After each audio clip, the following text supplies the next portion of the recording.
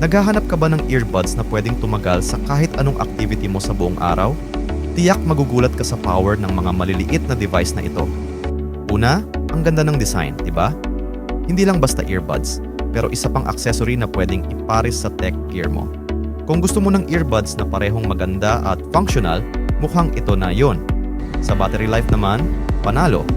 Kahit ilang araw mo na ginagamit, 75% pa rin ang charge ng case, kahit 3 oras na gamit. Astig, di ba? Para sa mga ayaw mabitin sa power, swak na swak ang earbuds na ito. Ang fit ng buds sa tenga, angas, di ba? Swak na swak, hindi nakakairita kahit suot mo ng matagal. Perfect para sa mga naghahanap ng earbuds na super comfy kahit buong araw mong suot.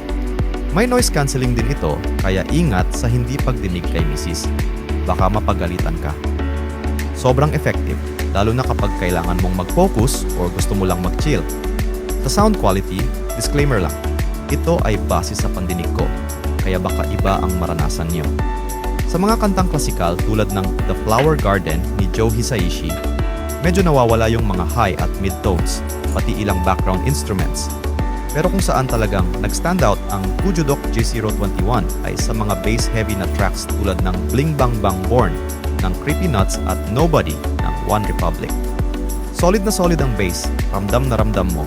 Perfect ito para sa mga mahilig sa malakas na bass. Pwede din pala i-connect si J021 sa laptops for gaming. At sure, hindi ka madidisappoint.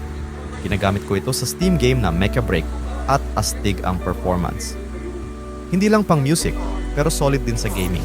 Walang lag, at bawat detalye ng sound effects ay klaro.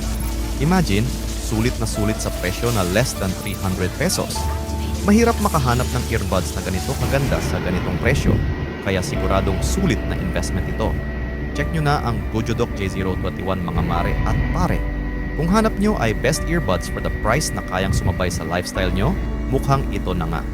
Hindi kayo magsisisi, swak sa budget, sa quality, at sa pang-araw-araw na gamit. God bless!